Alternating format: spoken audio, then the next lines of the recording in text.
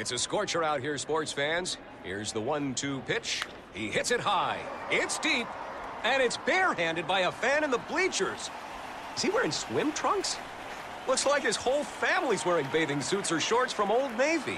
The crowd's on its feet. It's what I call big league style.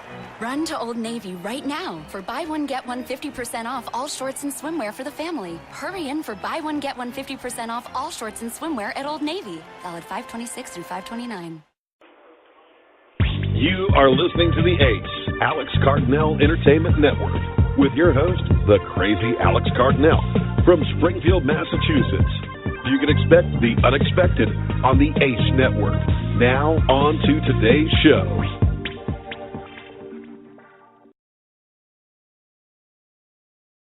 You are listening to Aquatic Wetline Live from A.C.E. Network. The Aquatic Wetline is the first and original aquarium keeping podcast that specifically focuses on freshwater fish, and it will continue to focus on freshwater fish. The Aquatic Wetline will discuss everything freshwater from Oscar cichlids and other South and Central America cichlids, to catfish, tetras, barbs, and more. Plus, we will also chat saltwater and reptiles. You can expect nothing but the best on Aquatic Wetline. Now let's dive deep into the fish tank and see what our fishy friends have to say tonight. Now, from A.C.E. Network Studios, here is your host, the monster fish lover himself, Oscar Alex Cardinelli.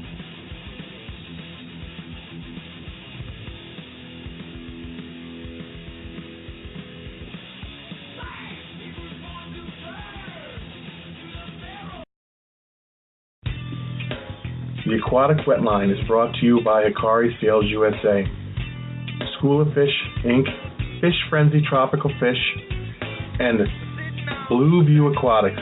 Don't forget to head to your local fish store or pet shop to pick up some Hikari products, such as our famous Hikari BioPure frozen foods, which include delicious treats such as bloodworms, mysis shrimp, brine shrimp, and more. If you live in Western Massachusetts, be sure to stop by School of Fish, Inc.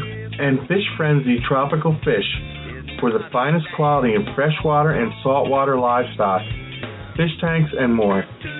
Now, let's get on with the podcast. Remember, you can download today's podcast via iTunes or by simply going to blogtalkradio.com/Aqua Alex. Now, Aqua Alex, take it away.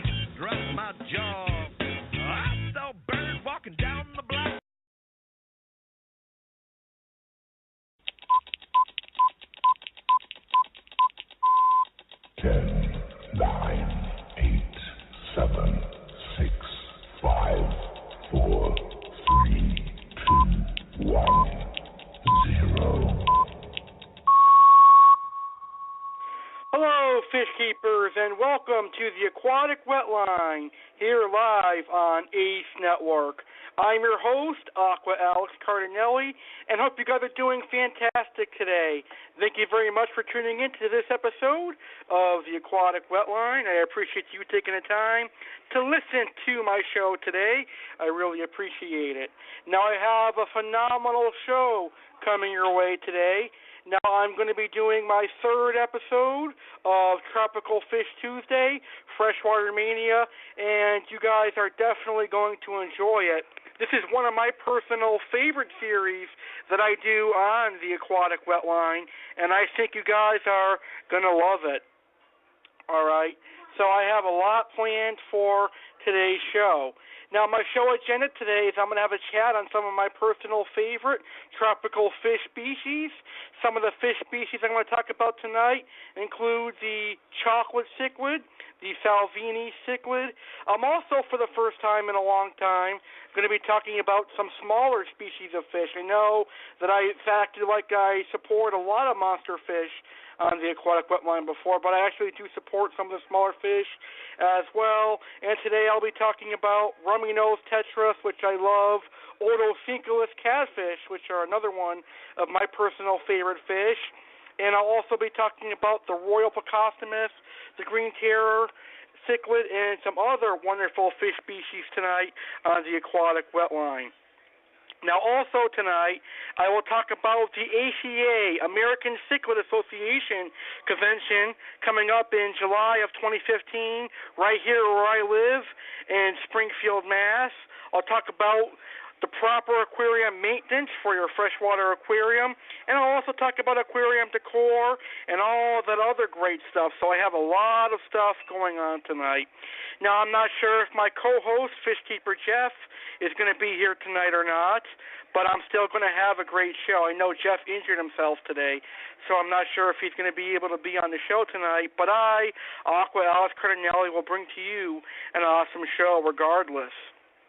Now, today's fish keeping show is being brought to you by Akari Sales USA and School of Fish, Inc. So make sure you check out Akari at your local fish store or your pet store and buy their foods and use their foods. I'm pretty sure their foods are going to make your fish very happy. And if you're listening from Western Mass, make sure you check out School of Fish, Inc. right here in Indian Orchard, Massachusetts. They have some wonderful livestock, some wonderful aquarium equipment, and the best prices for brand new fish tanks. So check them out. They're on Page Boulevard in Indian Orchard, Massachusetts. Now, today's show is being brought to you live. So you're more than welcome to go ahead and call in. The call-in number is 1-347-989-8142. You can call in to discuss your personal favorite freshwater fish or ask me a question on fish or call in to talk freshwater fish. That's 1-347-989-8142. I'd love to hear from some of you fish keepers, so go ahead and dial in. 1-347-989-8142. All right, so let's go ahead and get started because I have a lot of wonderful fish species that I'm going to be talking about. So I'll start by talking about the chocolate cichlid. Now, this is a cichlid that reminds me of an Oscar in appearance, but the chocolate cichlid is more docile than the Oscar, and it's a little bit more peacefuler than the Oscar.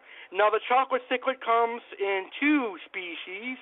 You have the temporalis chocolate cichlid, which is my personal favorite chocolate cichlid of them all. I love the temporalis chocolate cichlid. And then there is another version of the chocolate cichlid that stays a little bit smaller than the temporalis. I'm not sure how to pronounce that scientific name, but I know there's two species of chocolate cichlids out there. But the most common one that you're going to see all over your fish stores is the temporalis chocolate cichlid. Now, chocolate cichlids are one of the easiest South American cichlids to care for in the aquarium hobby. They're not finicky like discus or any of the other South American cichlids, and they can pretty much live with almost anything. Now, chocolate cichlids do get pretty big. Chocolate cichlids are going to grow anywhere from 8 to 12 inches in length, so they are going to require a big tank.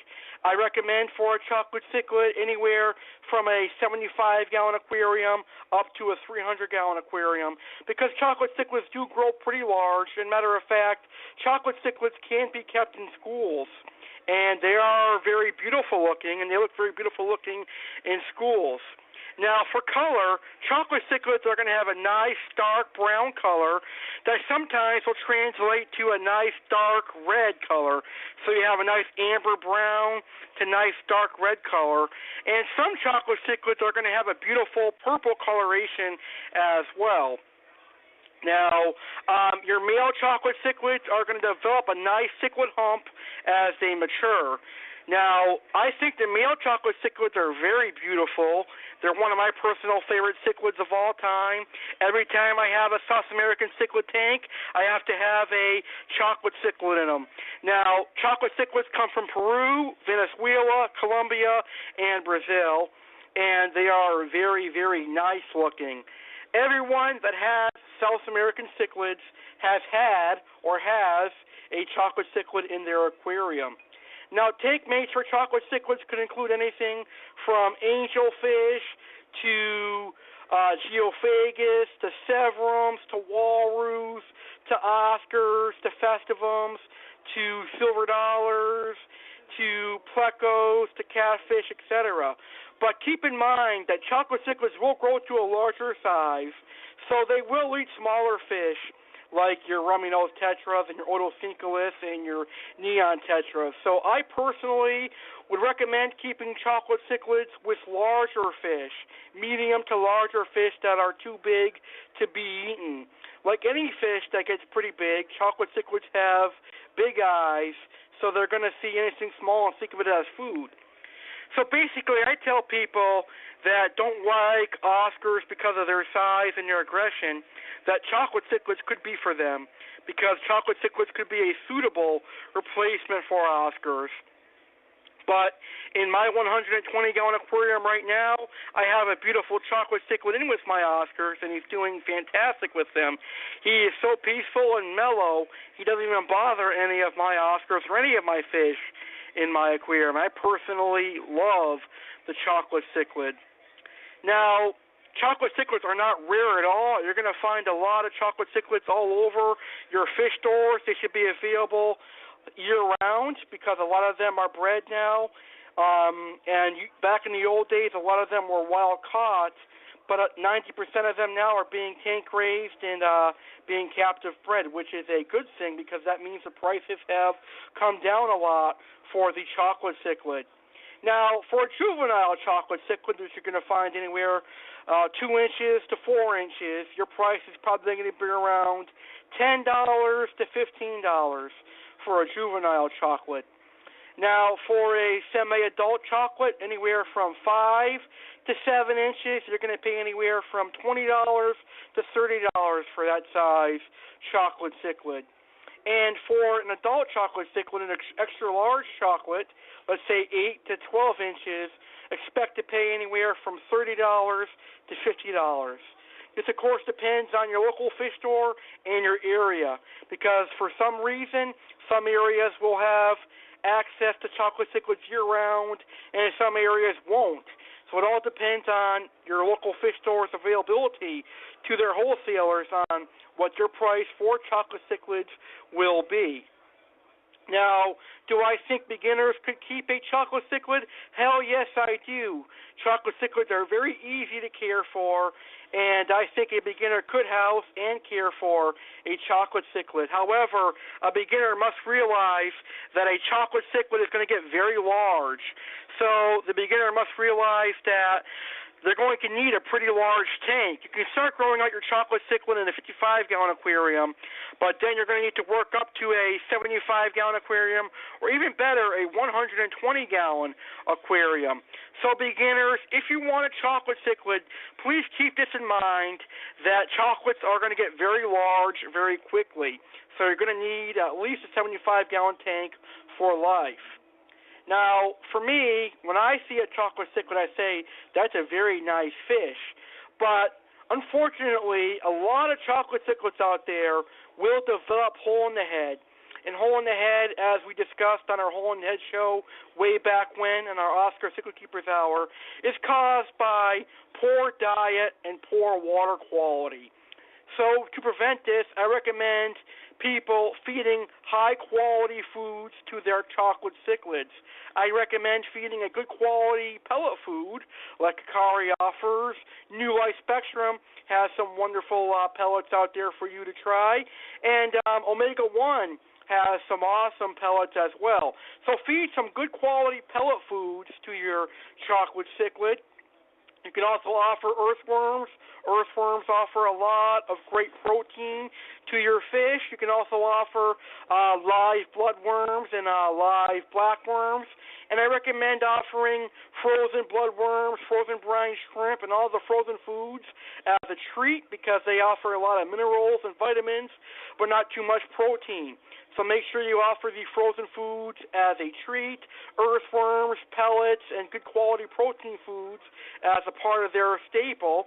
And you can also offer market shrimp, tilapia, krill as a treat as well. And I definitely would not feed live foods to Oscars or chocolate cichlids because chocolate cichlids really don't need to eat live fish. And if they do, it's going to lead to cases of hole in the head in chocolate cichlids. Now, chocolate cichlids are very easy to feed, so you should not have no problem feeding your chocolate cichlid whatsoever.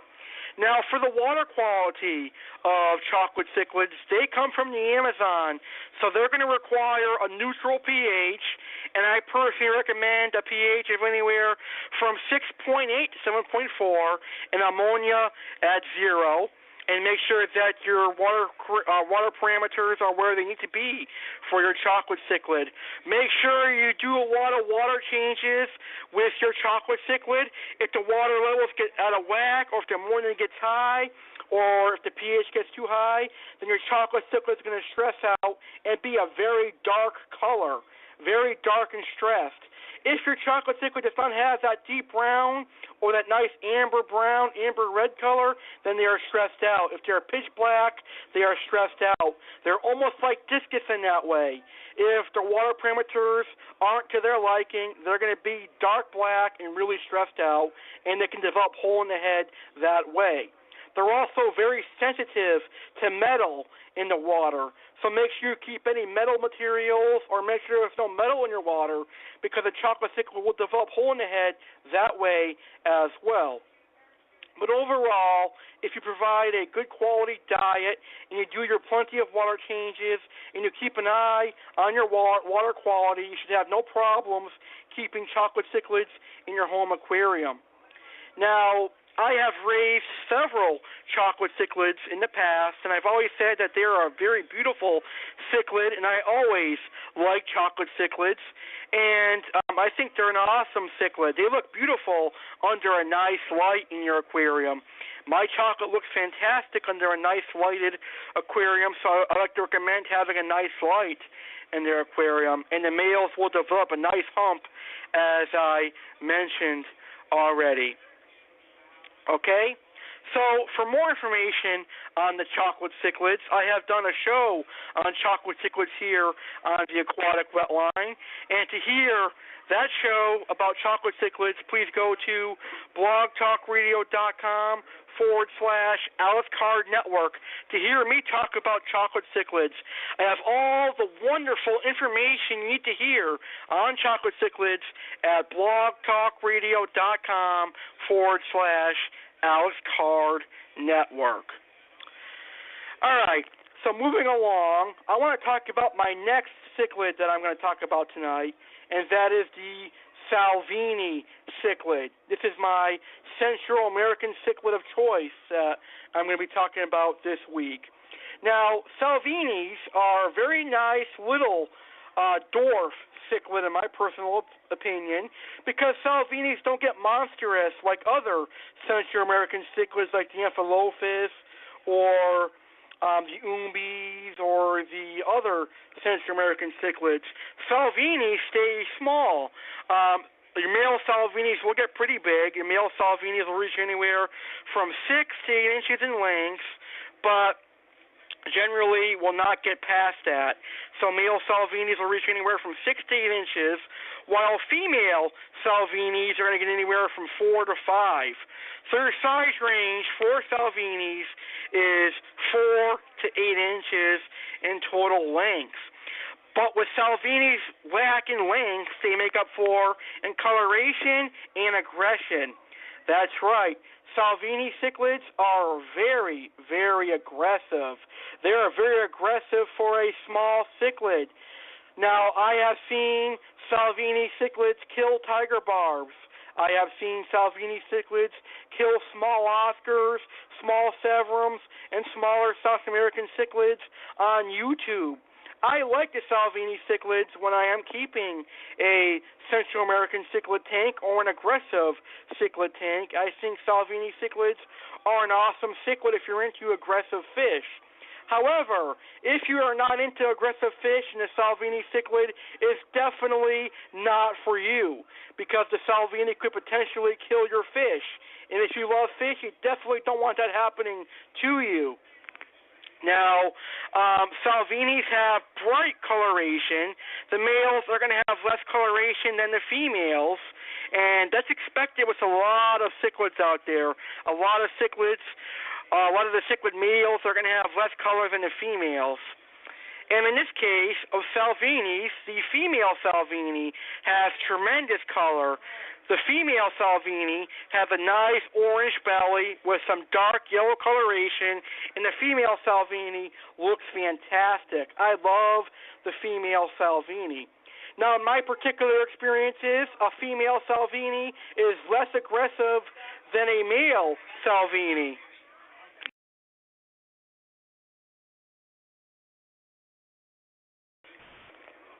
Now, I've always found in my personal experiences the female Salvini to be less aggressive than a male Salvini, and I'm not sure why that is. I guess that females are more nicer going and more calmer than a male Salvini. However, it was able to defend itself and stick up for itself, so that's just my personal case, but I would never ever recommend anyone keeping a Salvini in a community aquarium. Now, if you have an aggressive community tank with other aggressive cichlids, then yes, I personally recommend a Salvini cichlid to you. But these are really aggressive cichlids, and I feel they need to be kept in an aggressive tank. Now, tank mates for a Salvini would include things like Jack Dempsey's, Green Terrors, Fire Mouse, Red Devils, any other Parachromis species, tinfoil barbs, silver dollars, Bala sharks, anything that's going to grow large and it'll be too fast for them to catch and kill. And you obviously want to put in larger growing fish with them so they won't kill and eat them. And you want to put aggressive fish in with them so they can defend themselves. You obviously don't want to put these in with angelfish, walrus, festivums, geophagus, discus, oscars, or angelfish, because they will eventually kill all those poor South American cichlids. And you guys know how much I love South American cichlids, so I definitely don't want to see that happen to any of the beautiful South American cichlids that are out there. Okay? Now, feeding your Salvini cichlid. Now, a Salvini cichlid is a meat-eating carnivore, so you want to provide a lot of great food to your Salvini. So you can offer things like Akari bloodworms, Akari brine shrimp. You can offer Akari cichlid gold pellets, omega-1 pellets, new life spectrum pellets, market shrimp, and things of that nature. I have never, ever had a problem feeding my Salvini cichlid. Now, your area, your fish stores and your pet stores in your area should have no problem getting in Salvinis for you. Now, Salvinis aren't rare at all, and I believe Pecos and Pet Supplies Plus and PetSmart should eventually stock Salvinis. I've seen Salvinis at my Petco and my PetSmart, so that should tell everyone that they're not rare. However, if you live in a small town or a small city, your fish stores may have a hard time getting them.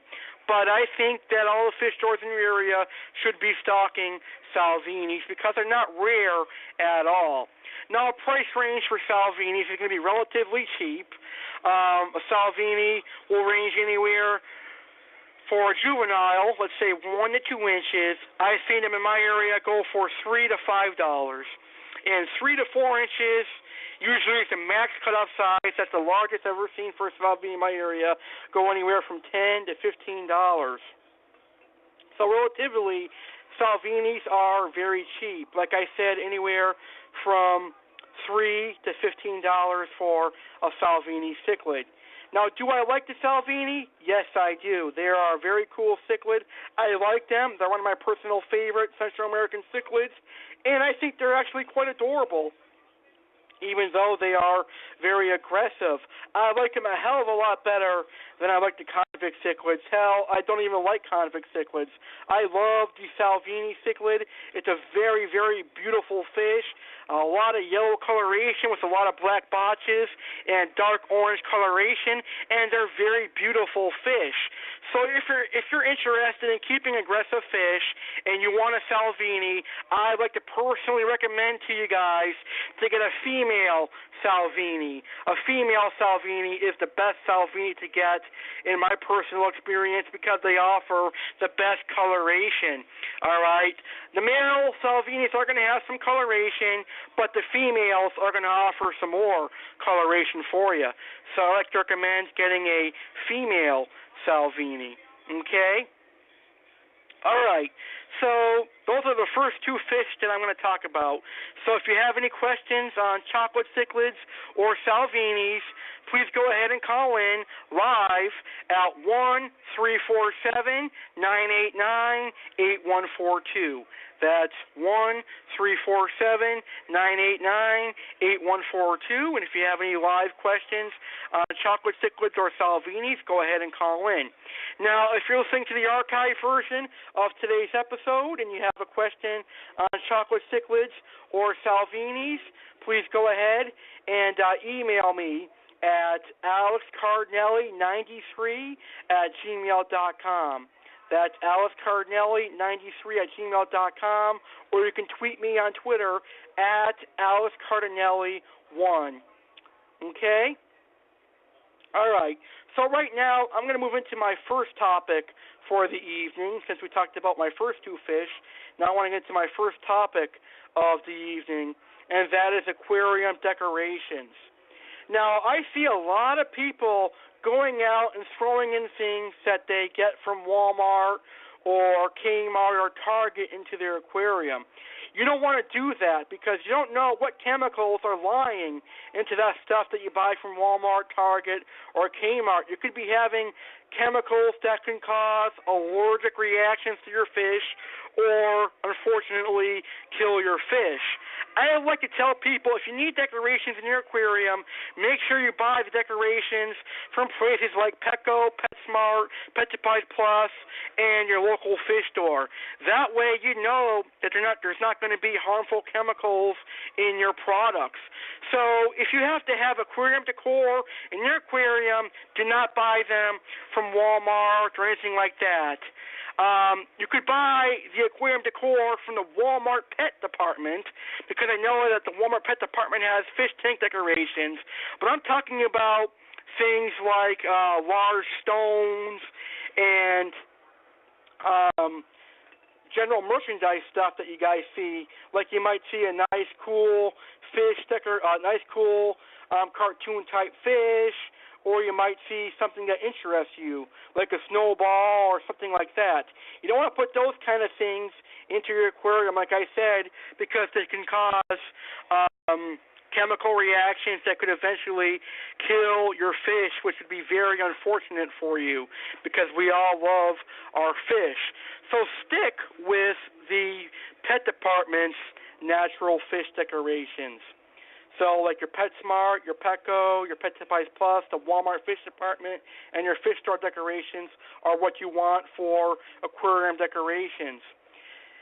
Now, you can go with those decorations, the ones that your fish store and pet stores have. Those are very nice, but I prefer a natural look to my aquarium. So what I do is I actually go outside and I get some rocks. Now you can go outside and pick up some rocks for your aquarium as well. Now here's what I do. I go outside, select my rocks, and I put them in a large sauce pot or stock pot, and I boil those rocks for about a half hour to 45 minutes.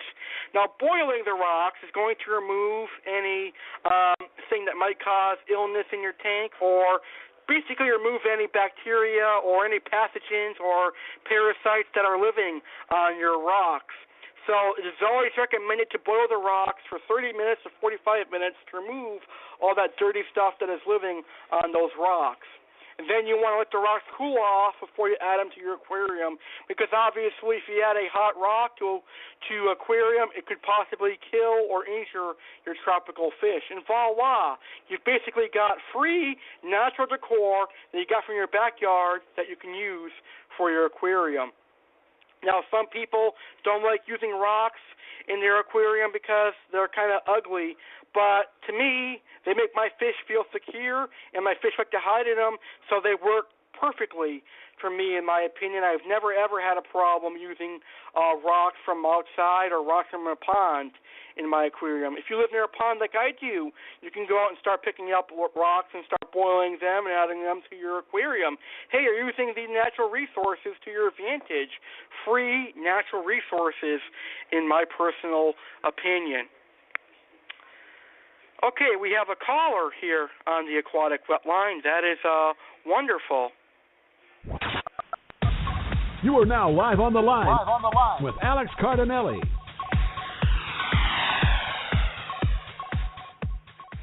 Hi, you're now live on the Aquatic Wetline on this fine Tuesday evening, and thank you so much for calling in. Thanks, Alex. From Texas down here. I just had a few questions for you. Okay, sounds great. Okay, so I see a lot of people going to Hobby Lobby and getting the plants for their aquarium.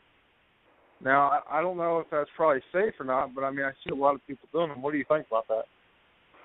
The Hobby Lobby artificial plants? No, they're just fake plastic plants.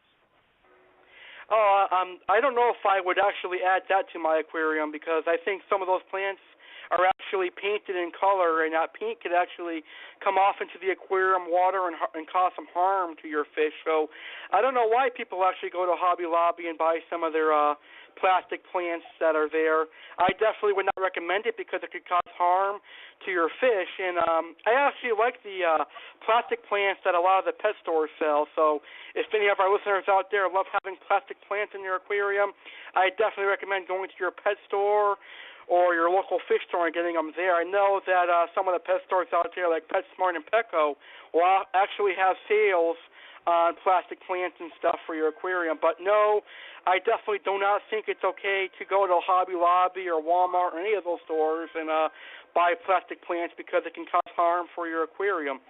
But I think that plants are cool in an aquarium, though. Oh, yes, definitely. I myself don't have plants, but I've seen it on Facebook several times. And I was kind of curious. I said, wouldn't that kind of hurt your fish, in the long run? So you kind of answered my question there. I appreciate that. Oh, no problem. I love answering any questions that people have, and I definitely think that the Hobby Lobby plants could eventually harm the fish. So, like I said, I definitely recommend getting plants from your fish store and your pet store and things of that nature. Right. Okay, I have another question for you.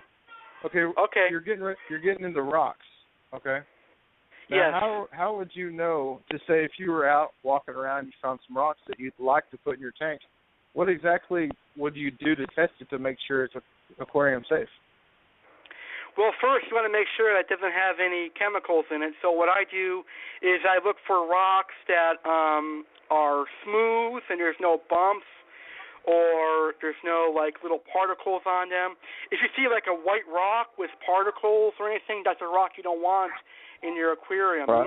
You don't want any rocks that are very porous or anything of that nature. You want a nice smooth rock that is nice dark in color. A lot of the rocks are safe for aquariums, but I would avoid any ones that look like ceramic material or any ones that look like bricks in appearance. You want rocks that are nice and smooth. And a lot of rocks you could use for aquariums, but there are some out there that might have things in them that might cause harm in your aquarium. I definitely would not recommend using brick rocks or cement rocks or any rocks of those nature. You can use rocks that you find out in the woods or near ponds. Those are the rocks that I recommend using. The rocks that are curved you can use as well. But for science to look for rocks that you can't use in an aquarium, like I said, they should be brown color and smooth, and you should not have anything on them, and they should be good to go.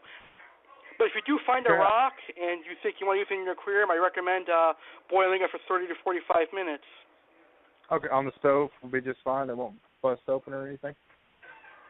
Yeah, it's hard to explain, because some rocks you might be unsure of, and I think a lot of rocks can be used in an aquarium, but there are some that you shouldn't use, like the white ones. I'm not sure the name of the white ones, but they're dangerous to fish.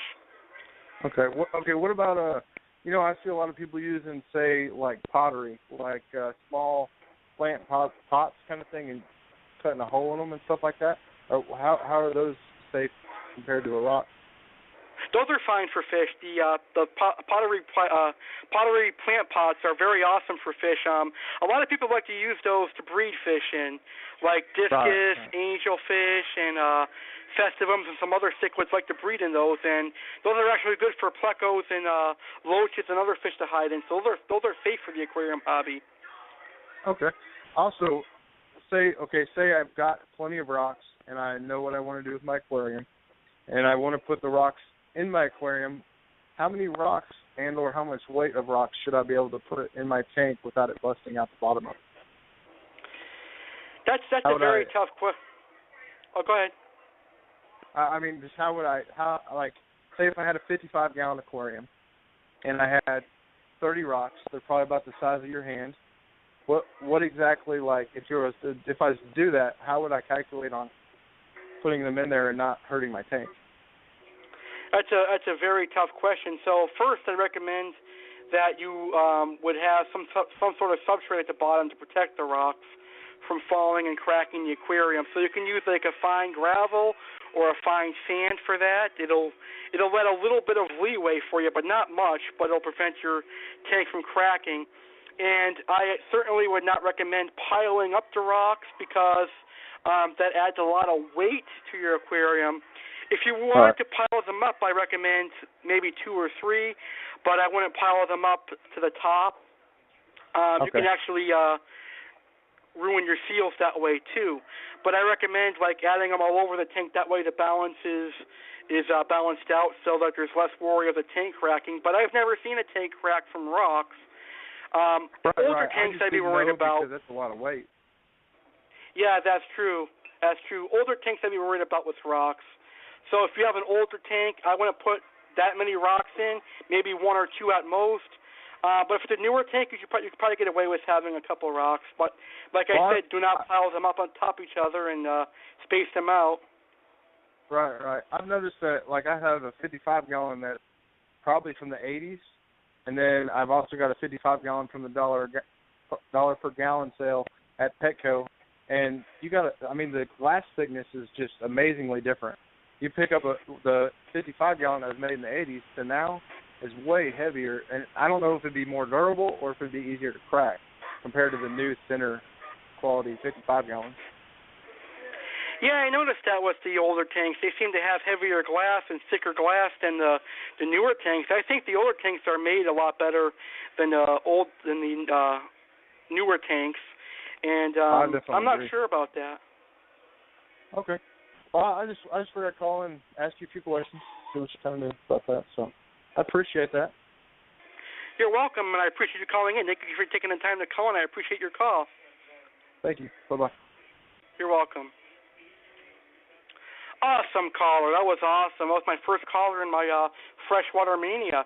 So anyone else is welcome to call in at 1-347-989-8142. So before we had that wonderful caller, I was talking about rocks in an aquarium. So I think I pretty much covered everything about rocks. Now the next type of decoration you can have in your aquarium is driftwood. Now driftwood is a very nice type of decoration for your aquarium. Now, I personally like driftwood because I have South American fish. I have plecos, oscars, severums, chocolate cichlid, and a lot of other South American fish. And you find a lot of driftwood down in South America, and my fish love driftwood. So I think my fish enjoy having driftwood in their aquarium. And driftwood adds a nice natural biotope feeling to an aquarium. So I think driftwood favors a lot of fish keepers because they love driftwood, and it provides a lot of nice beauty to their aquarium. And I think driftwood is very nice, and a lot of fish keepers should have driftwood in their aquarium. Another type of aquarium decor is the plastic plants. Like I mentioned earlier, these work well if you are not familiar with live plants, and they have the same feeling as live plants. They provide the same colors, but they will not require extensive lighting like live plants do, and they can be kept with fish that eat plants like silver dollars, and they are actually very nice in a tank full of discus and stuff. So the live plants offer a lot of great things I mean, the plastic plants offer a lot of great things as well. Plastic plants are for me because I've never had live plants, so I prefer to go with the plastic plants myself. Now, the last aquarium decor that I'll mention is the pottery plant pots, as my caller mentioned. Those are great for breeding, and those are great for providing hiding spots as well. And you can also use PVC pipes for fish like eels and bikers for decor. All right, so that's pretty much all of the aquarium decor here on today's show. If you have any more questions on aquarium decor, please go ahead and call in at 1-347-989-8142. All right, so I see we have another caller here on the Aquatic Wetline on this fine Tuesday afternoon. This is amazing. You are now live on the line with Alex Cardinelli.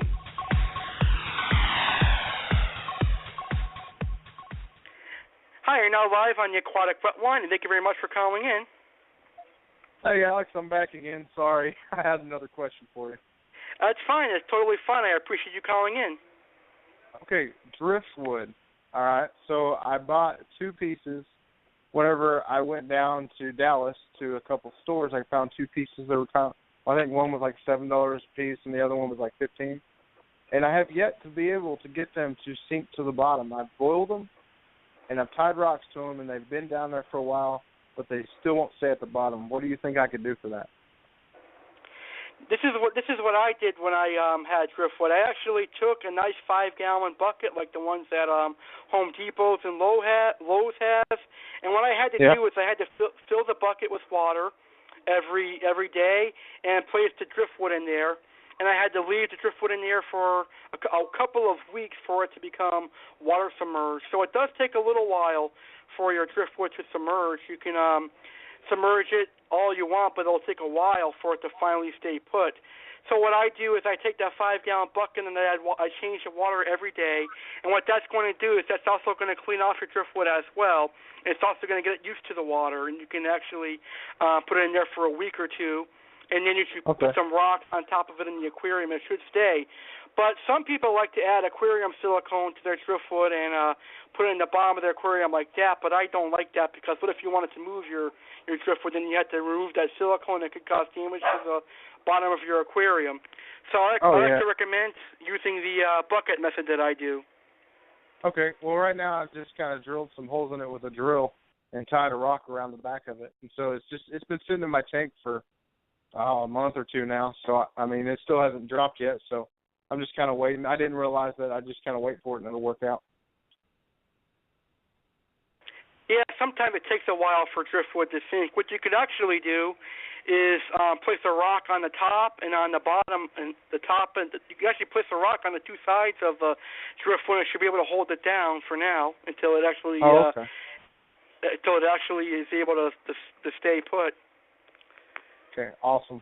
I appreciate that. I may be calling it again. So. Oh, no problem. I appreciate your calls. Your calls are awesome, and I love as many calls as I can get. All right. Thank you, Alex. You're welcome. I appreciate your call. Thank you for calling in. All right, awesome. So I will be doing a driftwood show where I'll have some more experience on talking about driftwood, so I'll be able to answer this question in better detail.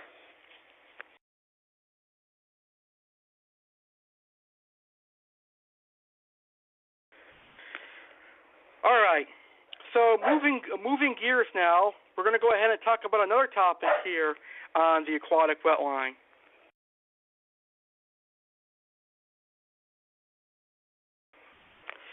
All right, so now we're going to talk about aquarium maintenance for your tropical fish. It's very important that you do aquarium maintenance, and I had a nice person on Twitter send me a link, and his name is Nice Fish on Twitter, and I told him I'd mention this on today's show. So the first thing that I'll talk to you guys about in aquarium maintenance is daily preservation. Take time during your day to feed your fish, and during your daily feeding routine, check a few things in your fish tank. Observe and look at your fish. Take at least a few minutes to wash them each day. Get to know their looks as well as their behaviors. Now, make sure you keep an eye on them for any signs of illness or disease or any sort of aggression. Check the temperature of the tank every day to make sure it's running at a suitable level and the heater is running properly. All right. Now, as long as the temperature stays in a range of 3 to 4 degrees, your fish should do just fine. Always make sure to check that your filter is working properly and has enough beneficial bacteria in it.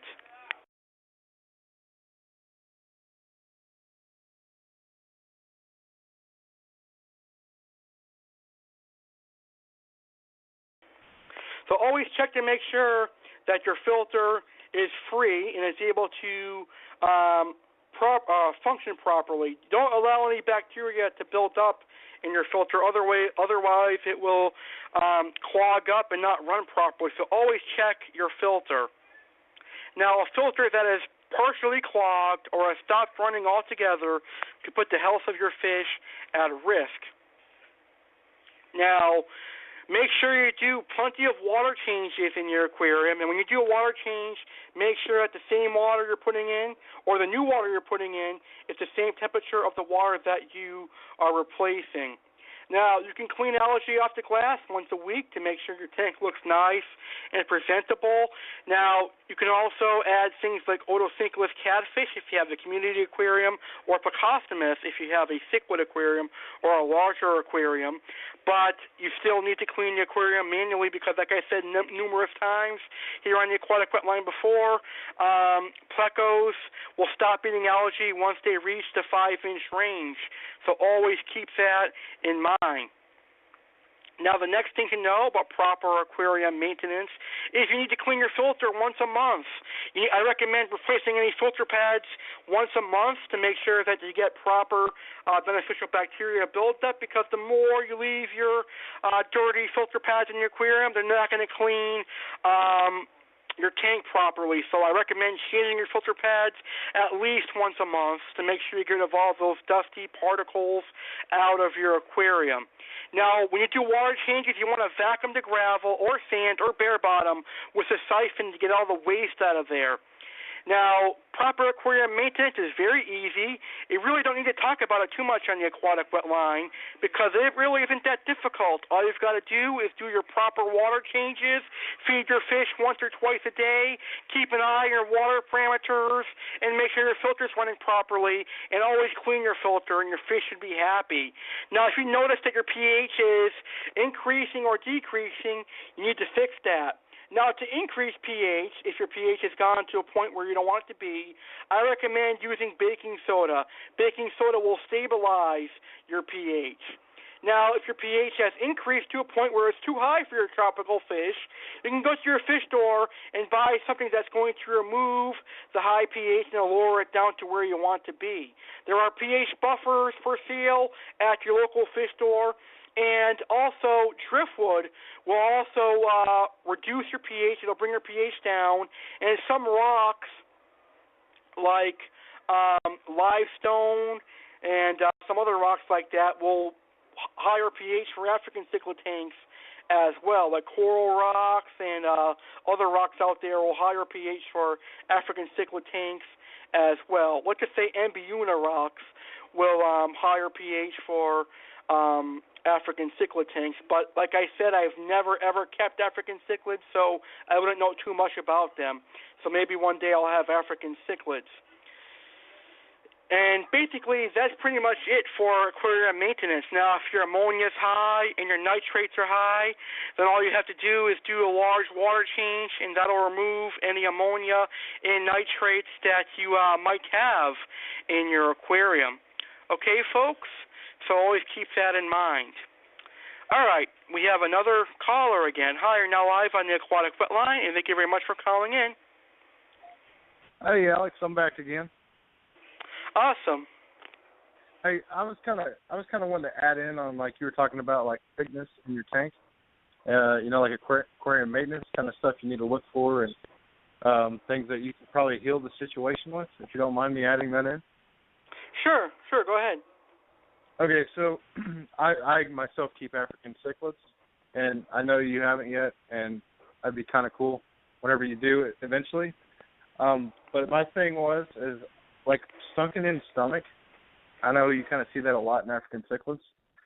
And usually after that, they're pretty much done for. Well, I have found from New Life Spectrum, it's called Hex Shield, and that really, really helps out gets the parasites out of them, and their stomachs fill back out, and it really heals the situation. I just kind of wanted to add that to the sickness part situation, and I also wanted to add something else if you don't mind. Go ahead, no problem at all. Okay, like say if you got your filters and you need to change them out. Well, you're running short on cash maybe that month or whatever it might be, that you can't get your filters in your canister filters, or you're hanging the back filters or whatever it might be. I found that if you actually take the tank water and clean it out, it keeps the good bacteria in it, so like you don't kill it whenever you run it under the water with the chlorine and everything. So you've already primed your water, so there's no chlorine in the water. So if you just take that filter pad and clean it out with that, you keep the good bacteria and it doesn't kill it. And you can put it right back in, just in case situations you don't have that late night to Walmart or whatever you need to do. I just kind of wanted to throw that in there. Very good. That's very good advice. That's really important, actually. That's a good way to preserve any filter pads. So very good advice and very good information. Awesome. Okay. Well, I'll leave you be. I just wanted to call in and ask you things that was over. So. Awesome. Thank you very much for calling me. I appreciate you taking the time to call into my show. It means a lot to me. You have a good one. You too. All right, so those are our first two topics of the evening, aquarium decors and aquarium maintenance.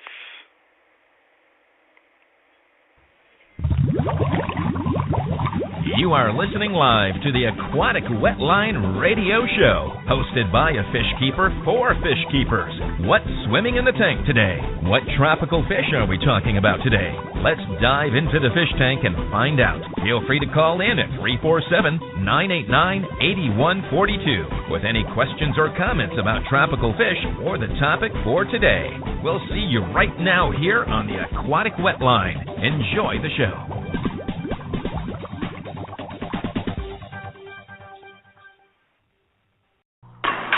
Tuned in live to the Aquatic Wetline.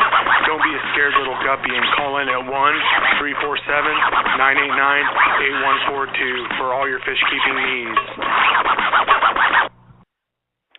Okay, we're back here live on the Aquatic Wetline, and so far we have an awesome start to this week's episode of Tropical Fish Tuesday Freshwater Mania.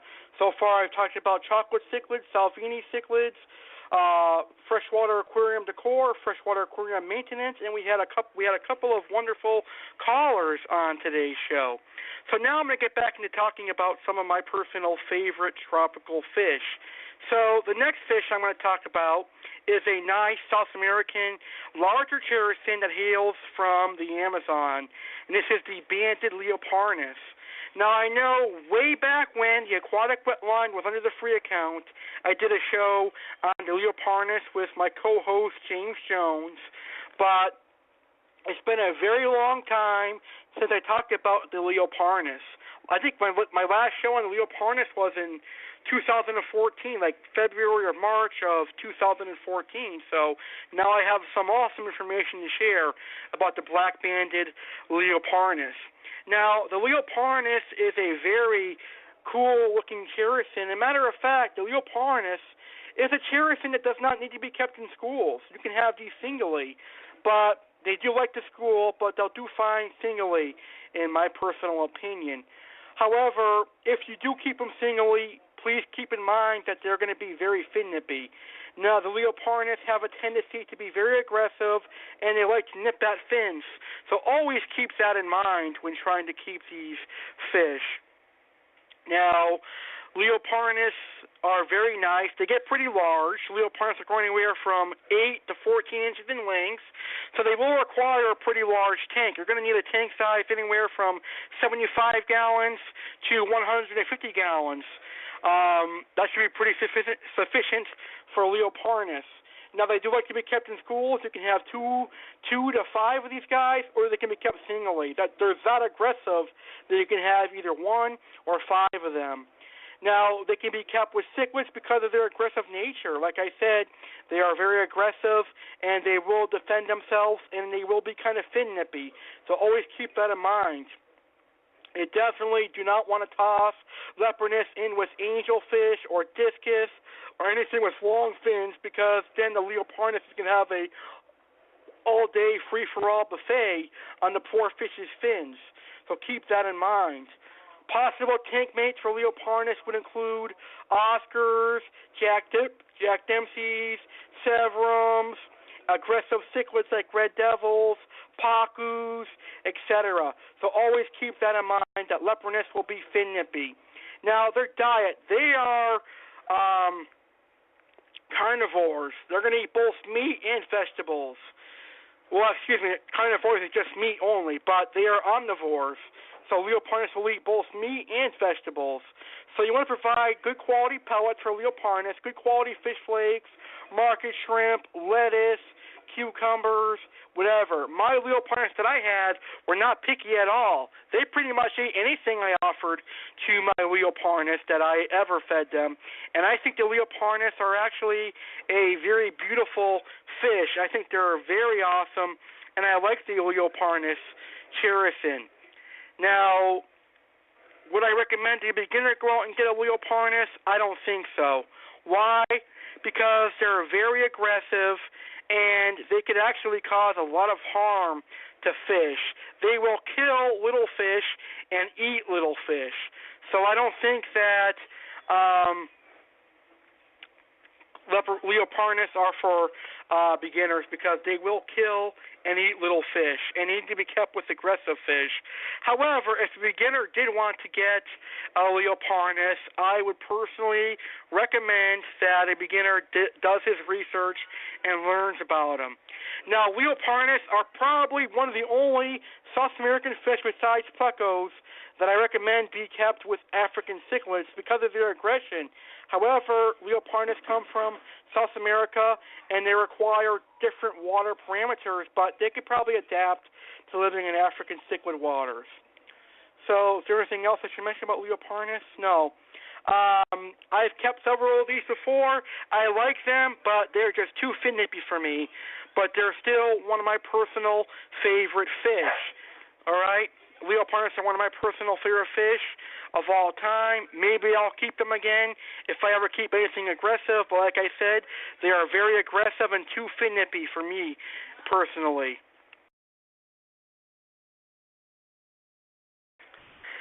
All right, so should you have any questions on the Leoporinus, please call in 1-347-989-8142, or you can email me at alexcardinelli93@gmail.com. Moving along to my next favorite fish that I want to talk about, and that is the clown loach. Gosh, a lot of fish keepers out there love the clown loach, and so do I. The clown loach is a very beautiful fish. Now, in my fish keeping experience, I have kept over 50 of these, probably over 100 of these. I love clown loaches. They're a very beautiful fish. Now, what I love about clown loaches is their personality. They have got the best personality you're ever going to find in a little fish. Now, clown loaches aren't that little. Clown loaches will grow anywhere from 8 to 12 inches in length, and sometimes even bigger than that. I have seen people having clown loaches about 14 to 16 inches in length. Now, clown loaches, they need to be kept in schools. You cannot have 1 or 2 clown loaches in an aquarium, because otherwise these clown loaches are going to be very scared, and they're going to develop some diseases and get very sick. You have to have clown loaches in schools. Now, a proper size school of clown loaches is anywhere from 4 to 6, or even more. More, the better, they say with clown loaches. The more clown loaches you have, the better. So anywhere from 4 to 10 is perfect for clown loaches. Now, with clown loaches getting so big and having to be kept in schools, I'd recommend a 120-gallon aquarium and up for clown loaches. Now, what does clown loaches eat? Well, clown loaches eat pretty much anything. They'll eat snails. Clown loaches love snails. So if you have a snail problem, in your aquarium. I know a lot of fish keepers out there eventually end up getting a lot of snails in their aquarium. Clown loaches are the way to go. They'll eat a lot of snails. They'll also love live bloodworms, live blackworms, live brine shrimp. So clown loaches aren't hard to feed at all. You can get them to eat flakes. You can get them to eat even frozen bloodworms and freeze-dried bloodworms. They'll eat some pellets and anything you feed them. I have never had a problem feeding my clown loaches. I even got my clown loaches to eat algae wafers and other foods. My clown loaches were not picky whatsoever, and I think your clown loaches will not be picky at all.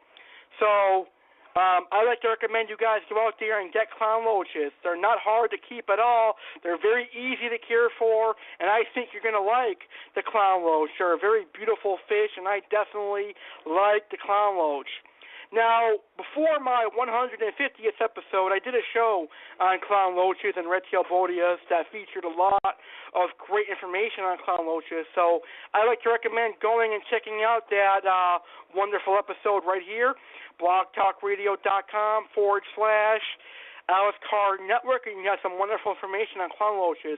I've talked a lot about clown loaches several times here on the Aquatic Wetline, so I recommend you guys go and check out some of my previous clown loach shows. Now, do I think beginners could keep clown loaches? Yes, I do. I believe beginners could eventually keep clown loaches if beginners realize that clown loaches do get very big and they're going to require a lot of care.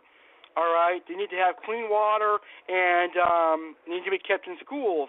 For beginners, you must realize the fact that you cannot just buy one or two clown loaches and expect them to be happy. They have to be kept in schools. So I recommend keeping clown loaches 4 to 10, like I said, in a 120-gallon tank or above. And yes, a beginner could have a clown loach if they realize that fact. All right, we have another caller here on the Aquatic Wetline. Thank you so much for calling in. You're now live, and I appreciate you calling in. Hey, Alex. I got another question for you here about clown loaches. All right. Awesome. So I have, like I said, I have African cichlids, and I've seen many people have clown loaches, but only one or two in an African cichlid tank. Do you think it would be okay to put 4 in a 200-gallon? Yes, you can have 4 clown loaches in a 200-gallon tank with no problem at all. I think a 200-gallon tank is sufficient for clown loaches. I think you can actually do maybe 6 or 7 clown loaches in there in a 200-gallon tank. And clown loaches will do fine in an African cichlid tank, too. A lot of people will have clown loaches in an African cichlid tank. And I know a lot of people feel that clown loaches don't belong in there because of their natural habitat, but I think clown loaches will do fine in African cichlid tank because they'll adapt to their pH. Okay. I was just curious because I listened to the episode you were just talking about earlier today when I was reading meters, and I was kind of saw it, and I saw your hashtags at the bottom that said clown loaches. And so I was like, okay, cool, I can ask them this evening about it. And so I was just kind of curious if, like, because you know that you said they get huge, and so do African cichlids. So I didn't know if they're a gentle creature or if they're they try to fight with the African cichlids. They're actually very peaceful. Clown loaches are not known to be aggressive whatsoever. They're very peaceful, and clown loaches can pretty much live with anything from community tetras, community barbs, community live bearers, Oscars, and cichlids. I think that the African cichlids might be the ones that try to bother them, but they will probably do fine with African cichlids. Okay, awesome. I was just kind of curious because I remember you saying something about they make clicking noises and they act like they're asleep, or they look like they're dead, but they're not. I remember you saying some stuff about that earlier today, and I just thought that was really neat. Yeah, that's very cool. I definitely do like the clicking noises that clown loaches produce, and I like that they will play dead. That's their personality that they have. They like to play dead and clown around, which is pretty cool in my personal experience. That's cool. I like how you said that. I like to clown around. All right, I appreciate it. I just figured I'd ask that. I was curious. So. Awesome. I appreciate you taking the time to call in. It means a lot to me. I love having your calls on the show. All right, thank you. I'll talk to you here in a little bit. You're welcome. Awesome. So that guy is wonderful. I love having him call into the show. Anyone else is welcome to call in at 1-347-989-8142. All right, so I pretty much talked about clown loaches. So what I'm going to do now is I'm going to go ahead and take a commercial break. Today's show is being brought to you by Hikari Sales USA, School of Fish Inc., Cheesecakes by Design, Paranormal Hour on Dakota Network, the Euphoric Network, and A.C.E Food Reviews. They allow my show to be broadcast to you premium style, which means for 2 hours or more, and I am very appreciative of that. When we come back, I'm going to be discussing green terrors. I'll be discussing Rummynose tetras, Cichlids catfish.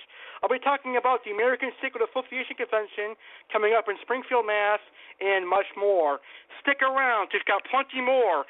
Tropical Fish Tuesday Freshwater Mania coming your way next here on the A.C.E Network right after a word from our lovely sponsors. Hikari offers a wide selection of aquatic diets to help you and your fishy friend find success. With more than 137 years of aquatic experience, Hikari was the originator of species-specific diets long before others thought it was important or trendy, and the first to bring unique products to fish keepers like algae wafers, the world's first diet specifically formulated for Plecostomus, micropellets, the world's first micro-coated aquatic diet for tropical fish, Sake Hikari, the world's first probiotic-enhanced diet for koi, goldfish, cichlids, and now turtles, and BioPure, the world's cleanest and most nutrition-packed frozen and freeze-dried foods, industry trendsetters when they were first introduced. When you're looking for the best aquatic diets your hard-earned money can buy for your aquatic pets, look no further than Hikari. Your fish and your wallet will be forever grateful.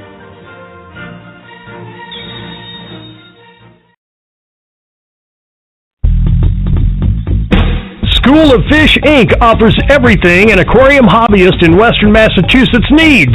We offer the best of livestock from freshwater to saltwater and everything in between. We also have the best corals and live rock.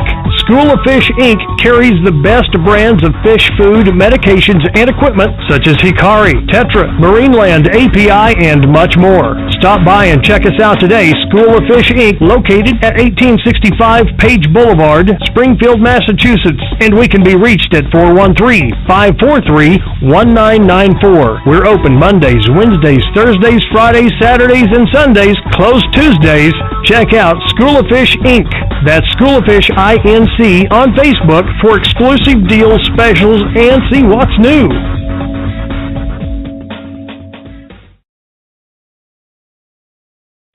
Are you looking for something creamy, moist, and decadent in your life? Do you have a sweet tooth? Well, cheesecakes are the answer for you. Cheesecake by Design offers you a wide variety of cheesecakes and some wonderful flavors.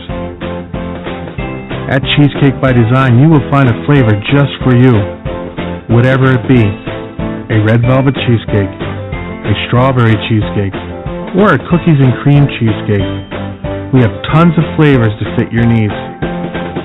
We ship fresh cheesecakes all over the United States straight to your door.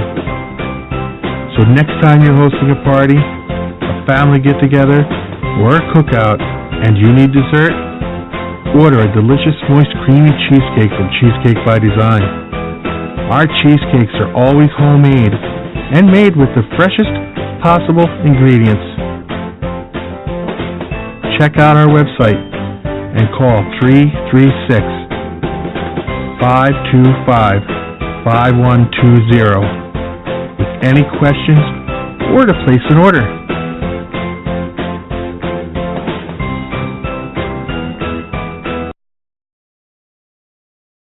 Are you interested in the paranormal?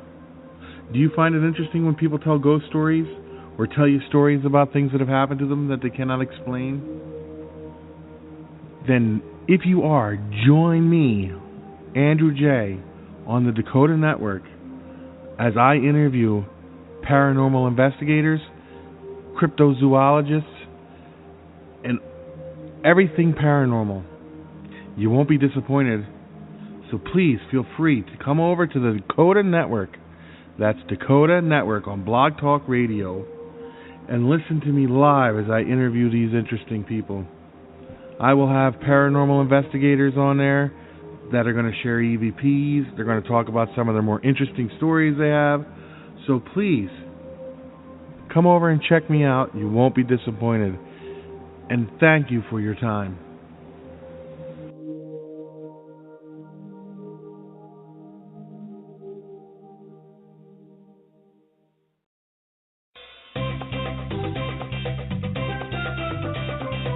What's in a name? What does a name like the Euphoric Network tell you? Happy, excited, crazy, emphatic. How about all four? Yes, folks.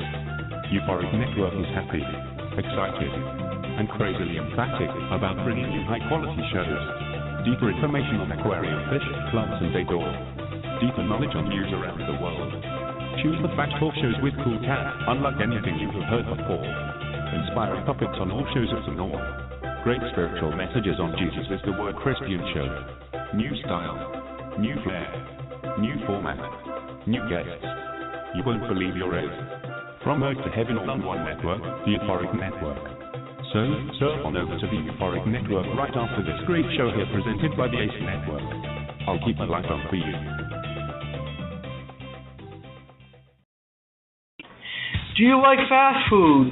Do you like going to restaurants? Well then, check out A.C.E Food Reviews. Alex Cardinelli is going to bring to you some awesome food reviews on the A.C.E Food Review channel on YouTube. Alex will have some phenomenal reviews from McDonald's, Burger King, Taco Bell, Dunkin' Donuts, and much more. All of your favorite fast food places will be reviewed on the A.C.E Food Review. Plus, Alex will dive into the local restaurants and give you some spectacular food reviews. So if you love food, check out A.C.E Food Reviews on YouTube right now. That's A.C.E Food Reviews. Make sure you hit subscribe to get all of our latest and awesome food reviews.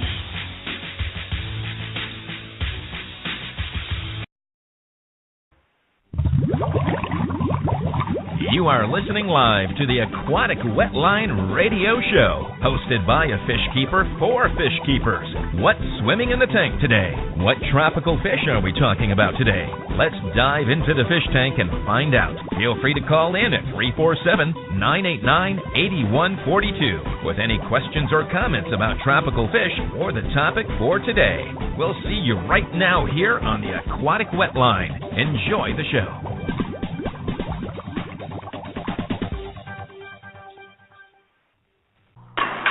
Tuned in live to the Aquatic Wetline.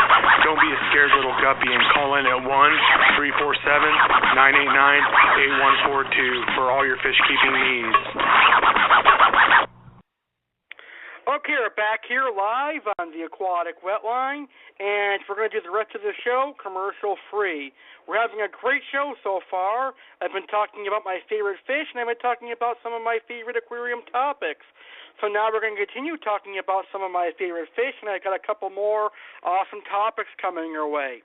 Now, if you're listening live and you have a question or you want to talk about your personal favorite fish, please go ahead and call in. The number to call in is 1-347-989-8142. That again is 1-347-989-8142. All right, let's dive back into my favorite fish. I want to talk about one of my personal favorite cichlids of all time, and that is the green terror cichlid. Now, a lot of fish keepers out there either have kept or are keeping green terrors right now, and a lot of people out there in the fish keeping hobby love green terrors, with me being one of them. I think green terrors are a very nice fish. And did you guys know that the green terror cichlid is actually a South American cichlid? Yes, that's true. A green terror is a South American cichlid. A lot of people are under the assumption that a green terror is from Central America. No, a green terror is from South America. That is something that I found out myself. So I think that the green terror is a beautiful fish, and I like that they're from South America because South American cichlids are my personal favorite cichlids of all time. Now, the green terror cichlid is a very beautiful fish. Even at the juvenile state, the green terror is very beautiful. Now, there is some confusion in the aquarium hobby because there are several species that are labeled green terror, but they're not really a true green terror, but they're still as beautiful. but they're not really a green terror. The true green terrors are very rare in this aquarium hobby, or at least in my area. So the green terrors that I bet 99.9% of you are going to see at your fish stores are actually gold Sams and white Sams, or however you pronounce it. I know I know I'm probably mispronouncing it, but it probably is gold Siam and white Siam. I guess they pronounce it spelled S-A-U-M. Those are what the green terrors are called. They're not really true green terrors, but they're very nice. They're very nice looking. And believe it or not, they're not really terrors. They're less aggressive than what a true green terror would be, and they're very nice. Now, the gold Sam and the white Sam is very nice looking. Now, the gold Sam is going to have some nice green coloration and a nice orange trim along its top fin, while the white Sam is going to have a nice white trim over its top fin. They both look identical, but one has orange coloration and the other has white coloration.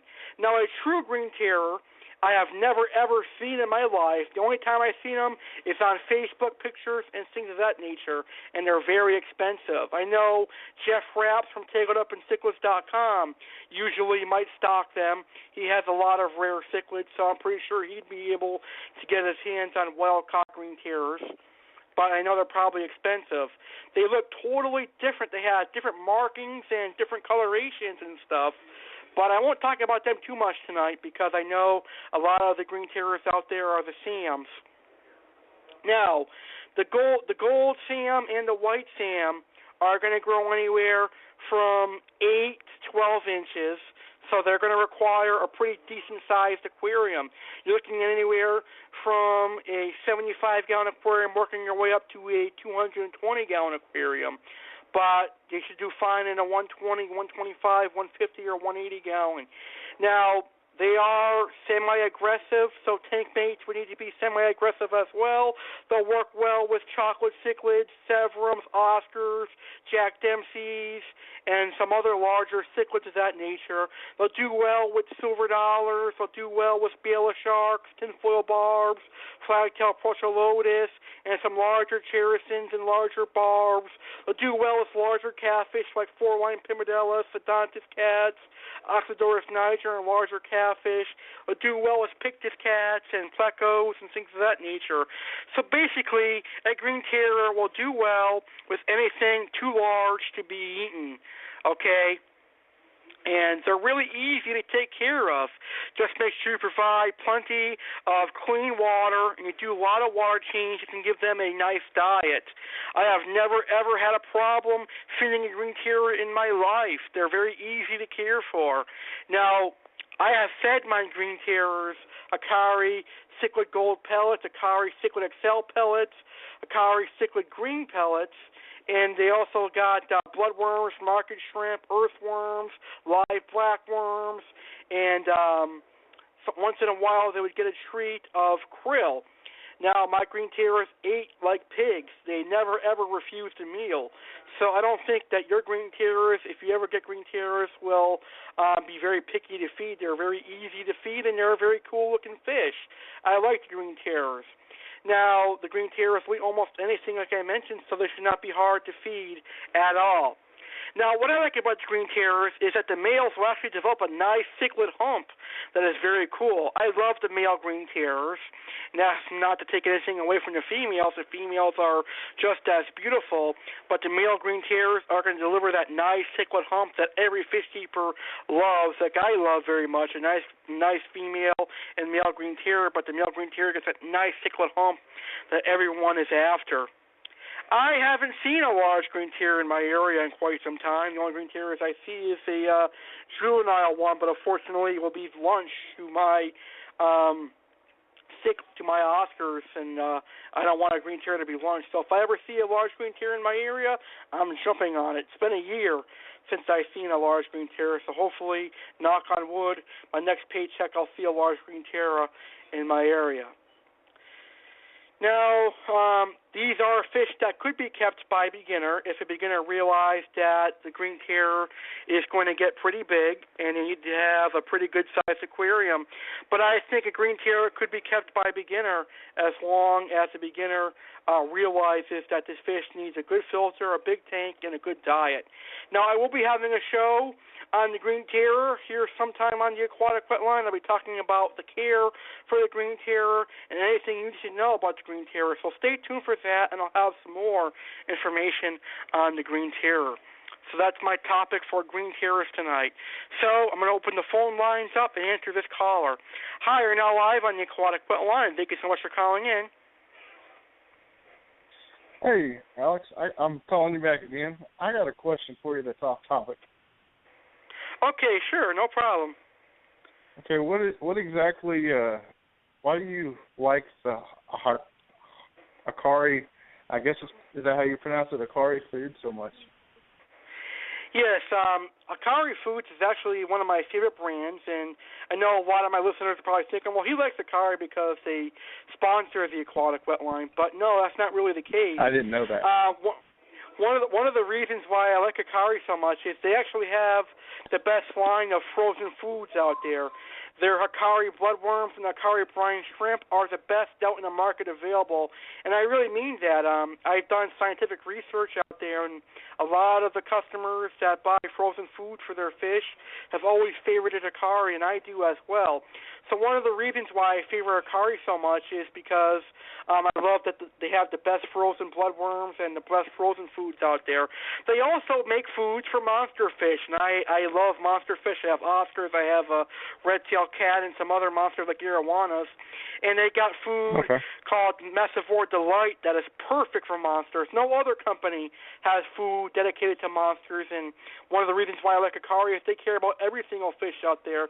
They've got food for my monster fish, but then again, they got food for people who have things like tetras and live bears because they have food for little fish as well. And they've got food for crayfish and invertebrates called Crab Delight.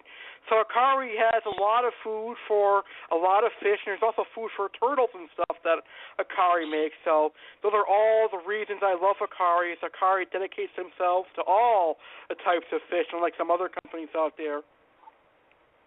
Okay, so they pretty much cover everything, and they're pretty reliable and probably pretty healthy for the fish then.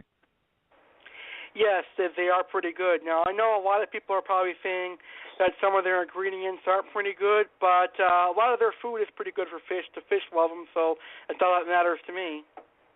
Okay. I also have one more question. Okay. I saw the other day that you had gotten a larger tank, and I'm not sure if it was is it a 150?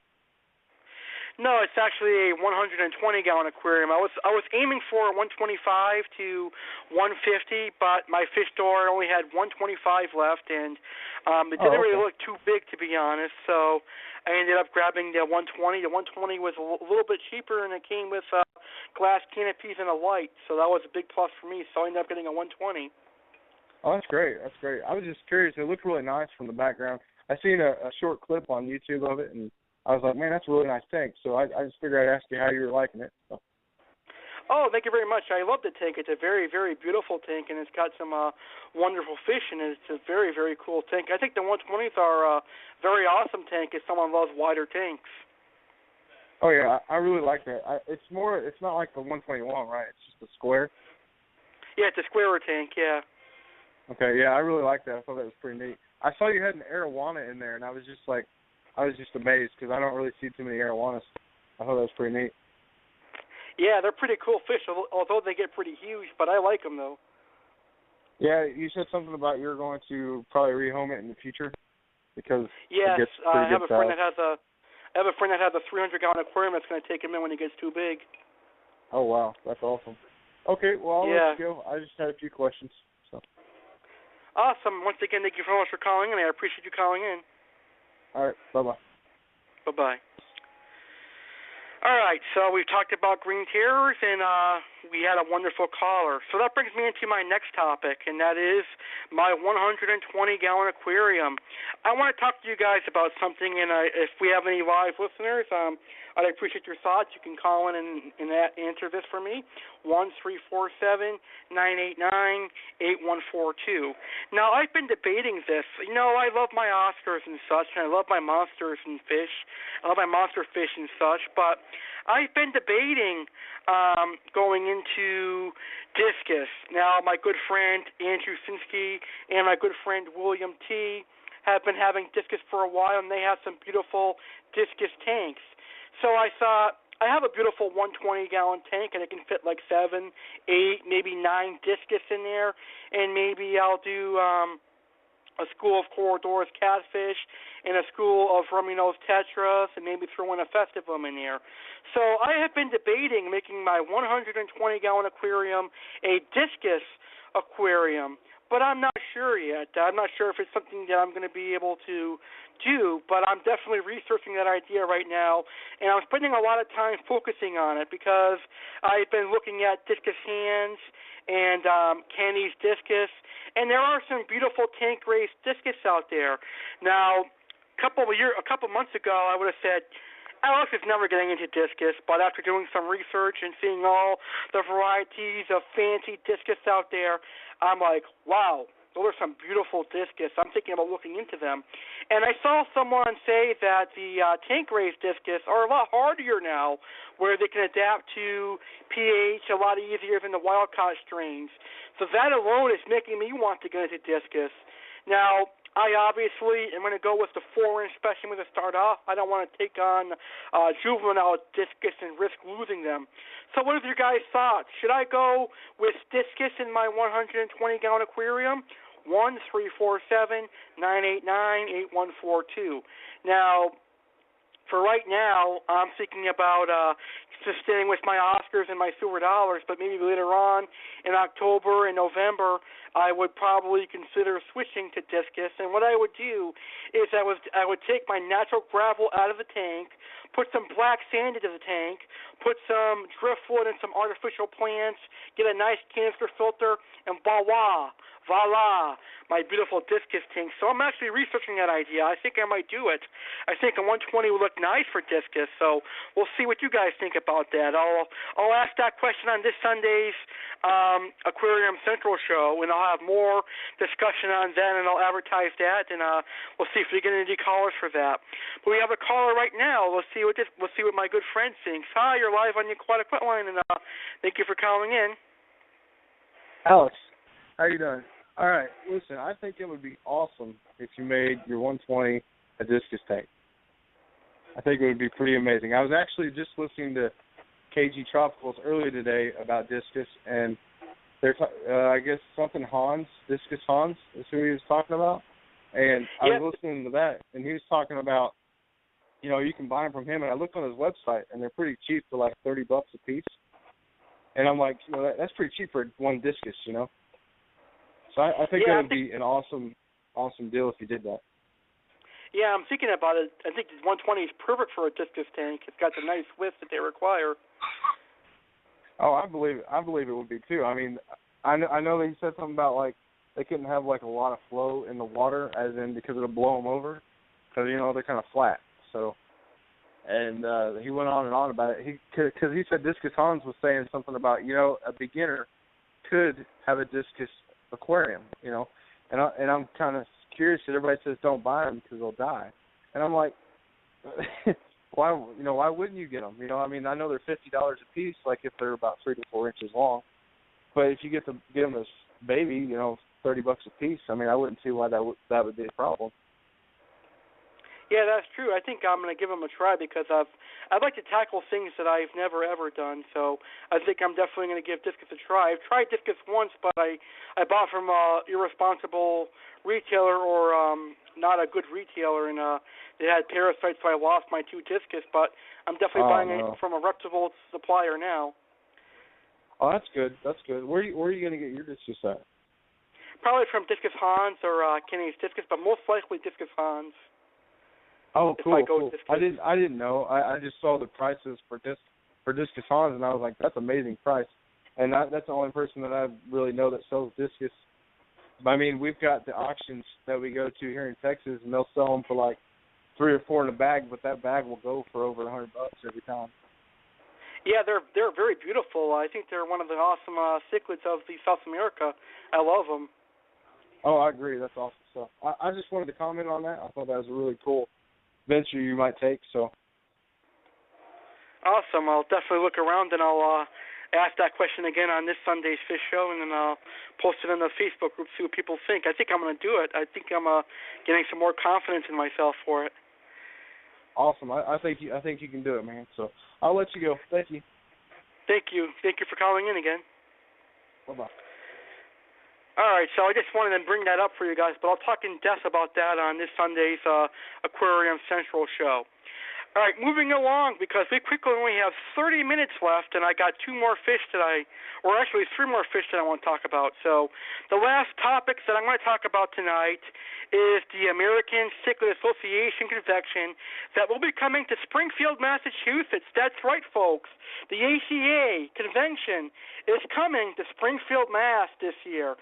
That is the biggest cichlid convention every year. That's right. The A.C.E. is the biggest cichlid convention every single year, and it really is wonderful. Now, I'm looking forward to the A.C.E. convention because I'm going to have the pleasure of meeting some wonderful people.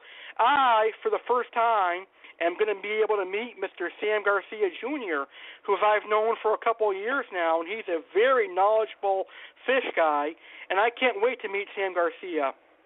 And I'm going to buy a drawing from him so that I can hang it above my 120. So I can't wait to go to the A.C.E. convention and meet Sam Garcia there. So if you guys are from Western Mass, I personally recommend you check out the A.C.E. convention this year. Now, if you are free and you live in Texas or another state, I recommend coming to the A.C.E. convention because it has a lot of people from all over the United States coming to it. It's the biggest cichlid show of the year, and it's going to be in my home city. I can't wait for it. All right? So for more information, please go to www.aceconvention2015.com. Now, until July 1st, it only costs you $45 for full registration. Now, this includes access to all convention talks, the Babes auction, the dry goods auction, the Sunday auction, the hospitality suite, and a goodie bag. Last year's had a retail value of $125. You will also be registered for the Sunday auction. Early registration ends on Early registration ends on June 30th. The price will increase to $55 for registrations purchased after June 30th. So starting on July 1st, it'll be $55 to register. So make sure you go to ACEconvention2015.com/registration.html to register for $45 right now if you want to go to the ACE convention. I'm going because it's in my hometown.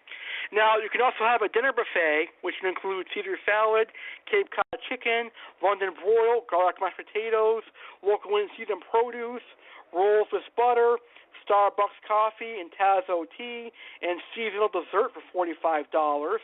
And if you're not from the area, they do go on side trips.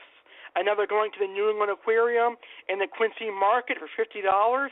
It's on Thursday, July 30th. And if you have never been to the New England Aquarium, I personally recommend you guys go there. And they're also going to the Old Sturbridge Village for $40 on Friday, July 31st. So make sure you guys go to ACEconvention.com for all that wonderful information, okay? Because they're going to have all the information that you need to know. There's also going to be tanks that you can borrow and slideshows that you can see, and they'll be talking about cichlids and all that great stuff. And you can actually buy cichlids too. So I can't wait to go there. I'm really looking forward to it. Some of the speakers that are going to be talking include Ad Connings, Al Sabata, Charlie Grimes, Dr. Herbert Kernzinger, Dr. Paul Luzizi, John DeGreef, Laf DeMeeson, Oliver Lacanis, Rusty Wessel, and Wayne LaBelle. Some awesome fish keepers, and Sam Garcia Jr. will be at the A.C.E convention. So I'm definitely going.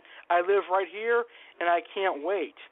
So the A.C.E convention is July 31st through Sunday, August 3rd, right here in Springfield, Massachusetts, and it's taking place July 30th to August 2nd, and I can't wait for that. It will be taking place right at the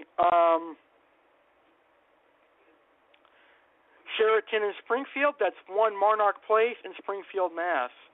So I can't wait to go there. And I'm looking to have some of the A.C.E members as guests here on the Aquatic Wetline so they can do a better job explaining it to you guys. And I'll talk more about it this Sunday on the Aquatic Wetline. I really look forward to going there. And maybe I'll do a live broadcast or maybe like a YouTube video of my time at the A.C.E. But that's a couple months away, and I don't want to overthink myself right now. We'll talk more about that as time moves on. All right, so talking about our next species of fish here, we have the Royal Plecostomus, one of my personal favorite plecos of all time.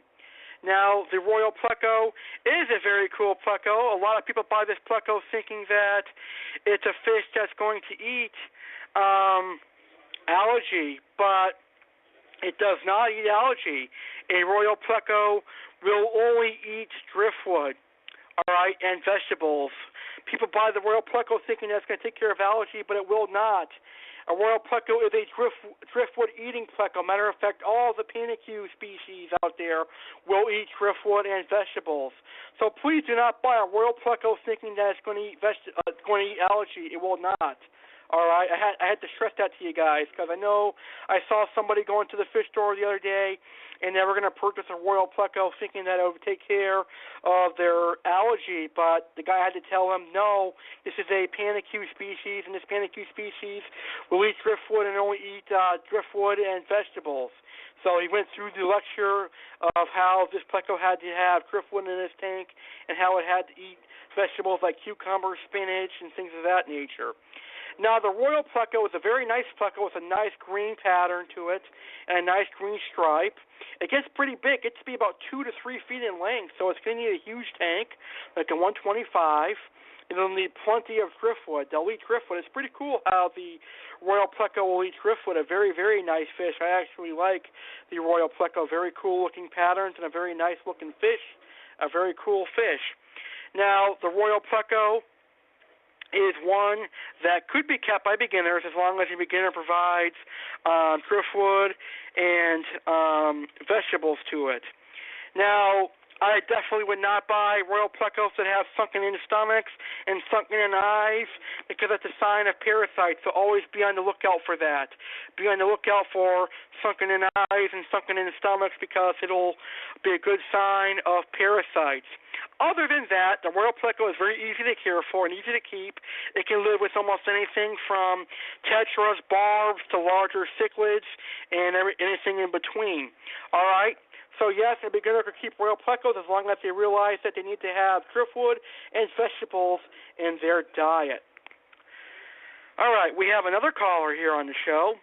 Hello, you're live on the Aquatic Wetline, and thank you very much for calling in.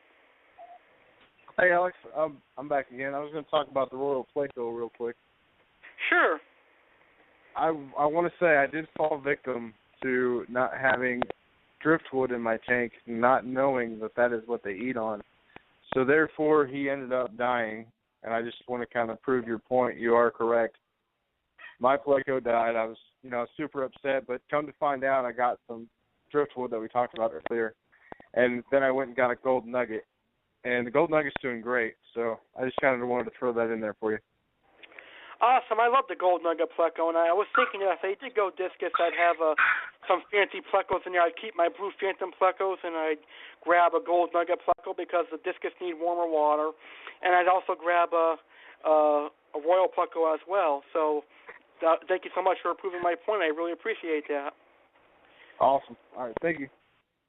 You're welcome. And the gold nugget plecos are beautiful, by the way. You got a stunning pleco. I appreciate that. Yeah, he wasn't cheap. He was probably, I think he was $70 when we went and got him. And I kind of cringed on that, but he is so beautiful, I couldn't help but take him home. So. How big is he about? He's about, right now, he's probably about 2.5 inches, right at, maybe 3. Oh, yeah, that's pretty cool. He must be one of those fancier kinds, but he sounds like a beautiful fish. He is awesome. Really cool fish. Awesome. So thank you very much for calling in again. I love your call. Thank you for being a loyal listener and a loyal caller. Thank you. Bye-bye. You're welcome. All righty. So now we're moving on down to my final 2 fish for today's show. Now, I know I fancied myself as a monster fish keeper here on the Aquatic Wetline, but I still do love the smaller fish. I love all fish. So despite what other people may think, I love all the little fish as well. Now, some of the fish that I like that are small include these next 2 fish that I'm going to be talking about. And if I go discus, then I'm going to keep them with them. Now, the Rummynose tetra, a very beautiful fish. Now, I love the Rummynose tetras. They're very cool. I love that little red coloration they have on their nose. That's why they're called Rummynose, that red coloration that they have. They're a very nice fish. Now, the Rummynose tetra stay small. They're not going to get any bigger than 2 inches in length, and they're very peaceful. They're known for their tight schooling abilities. They school very closely together, and they look cool. Okay, now, the Rummynose tetra looks amazing. I can't get over the fact how beautiful the Rummynose tetra is. Okay, let me get over it now because I got to talk about them. Now, the Rummynose tetra will do well in 78 degrees Fahrenheit to 84 degrees Fahrenheit, making them a perfect tank mate for discus. Now, Rummynose tetras will eat flake foods, bloodworms, and brine shrimp. When I kept them, I had no problem feeding them. However, the Rummynose tetras are kind of finicky during shipping. A lot of them die in transport for whatever reason. Maybe they don't like being shipped. When my fish store brings them in, they lose about half of them in shipping. And they usually don't like bringing in Rummynose tetras because a lot of them eventually die. However, I see a lot of them available when I can't afford to get them, or I have monsters, so it's just my luck. But Rummynose tetras are a very nice tetra that stays small but offers a lot of great coloration. It is a tetra that needs pristine water conditions. Their water has to be perfect or they're going to start dying off. So I think that the Rummynose tetras are perfect for beginners. Or what did I say? No, Rummynose tetras are not perfect for beginners. I'm sorry, or the opposite way. Rummynose tetras are not for beginners due to their picky water conditions. They have to have their water out a perfect way because a lot of the Rummynose tetras that come into the aquarium hobby are almost all wild caught. So they have to have pristine water.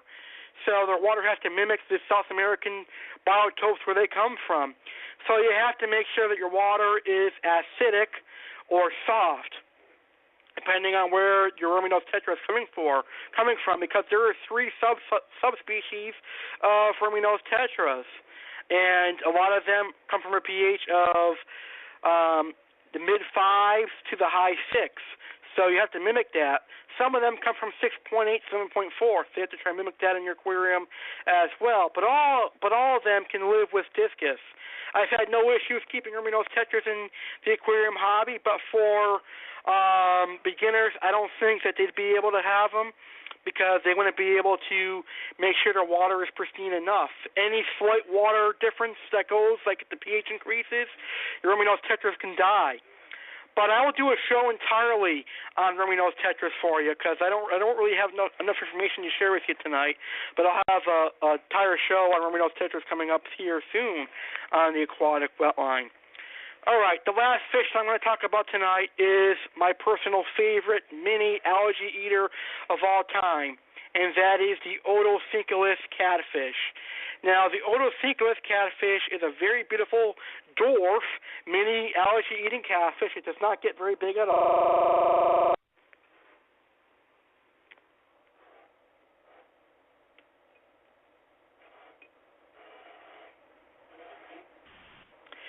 Now, the Cichlids catfish is a perfect algae eater for a community tank because it'll eat the algae that grows in the tank, whether it's crown algae or brown algae. The catfish will eat it. Now, the catfish will grow anywhere from 2 to 2.5 inches, but not any bigger than that. They stay small. So you could keep Cichlids catfish in a 10-gallon, 20-gallon, up to a 75-gallon community aquarium, or any bigger than that. And an Cichlids catfish is a very cool catfish because it stays small, but it's a schooling catfish. That's right. The Cichlids is a schooling catfish that does well in a school. Now you can keep cat in a school of 4, 8, 6, 12, 14, 18, basically any amount of school you want. I definitely don't recommend keeping them singly. They're best to be kept in a school. All right, like I said, 6, 8, 12, 14, etc. that do best in schools. Now, they can live with almost anything, but obviously with them being a small fish, I obviously don't recommend keeping them with anything that can eat them. I think they'll do good with discus, but discus may eventually eat them. But if you keep raising the numbers, then maybe discus will not eat the Cichlids catfish. They'll do fine with angels. I've had my angel fish with Cichlids with no problem. But maybe eventually the angels will eat them as well. So keep them with smaller fish and they'll do just fine. Now, odos for beginners, I don't know. Maybe, but they tend to be kind of finicky with the water conditions as well. And I will do a show on odo catfish here on the Aquatic Wetline sometime as well. All right, so that's pretty much everything for my show tonight. I hope you guys enjoyed listening to the Aquatic Wetline tonight. This was a great show. I'd like to say thank you to my good friend for calling into today's show. I definitely appreciate his call. I appreciate you guys taking the time to listen to this great show tonight here on the Aquatic Wetline. I really appreciate it. It was a wonderful show, and thank you, listeners, for taking the time to listen to this great show. Now, our next Tropical Fish Tuesday Freshwater Mania will be our 4th episode, and I'll be talking about some fish such as the Jack Dempsey. I'll be talking about fish such as the Jardini arowana. I'll be talking about, I'll talk about some other fish. I'll have the Jack Dempsey, the Jardini arowana, and some of my other personal favorite fish on that show. But my next episode of Tropical Fish Tuesday Freshwater Mania is not going to be next week. It will be in 2 weeks from now, because next week I have my episode of Friendship Hour as a monthly series that airs here on the A.C.E Network. But our next episode of Aquatic Wetline's Tropical Fish Tuesday Freshwater Mania will be in a couple of weeks, and hopefully we'll have our co-host Fish Keeper Jeff on here. He seems to be missing these latest episodes of the Aquatic Wetline, so hopefully he'll be back for next week, our next episode. So, yeah. Thank you very much for tuning into this week's episode of Tropical Fish Keeping, thank you for tuning into this week's episode of Tropical Fish Tuesday Freshwater Mania. I hope you guys enjoyed today's show. So, fish keepers, take on, and thank you for listening to this episode of Tropical Fish Tuesday Freshwater Mania. I hope you enjoyed the show. For more information on fish keeping, check out all my wonderful shows by the Aquatic Wetline right here on the A.C.E Network by going to blogtalkradio.com/Alex Card Network. I have another fish keeping show coming up this Sunday at 8 p.m. Eastern called Aquarium Central with my father, Nick Cardinelli, as my guest. He'll talk about how he got me into the fish keeping hobby and more. So check that out this Sunday live at 8 p.m. Eastern. With that being said, fish keepers, check out Hannah Pro Discus on YouTube.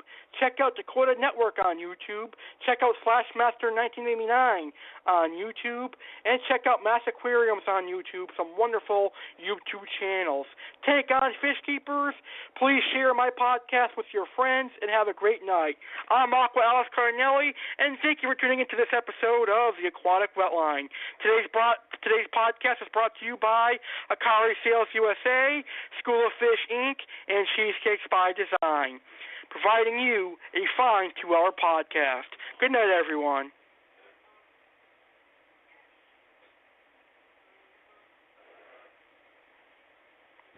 Thank you for listening to the Aquatic Wetline here on ACE Network. Oscar Alex and his tank mates at the Aquatic Wetline hope you enjoyed the show. Don't forget the Aquatic Wetline airs Mondays at 5 p.m. Eastern Standard Time, Wednesdays at 8 p.m. Standard Time, and every other Sunday at 9 p.m. Eastern Standard Time, exclusively here on the ACE Network. Fish Keepers, if you enjoyed the show, please copy and paste the URL to your Facebook, Twitter, and Google+. Tank on, Fish Keepers, and Oscar Alex and the Aquatic Wetline swim away. The Aquatic Wetline is off the air. Good night, everybody.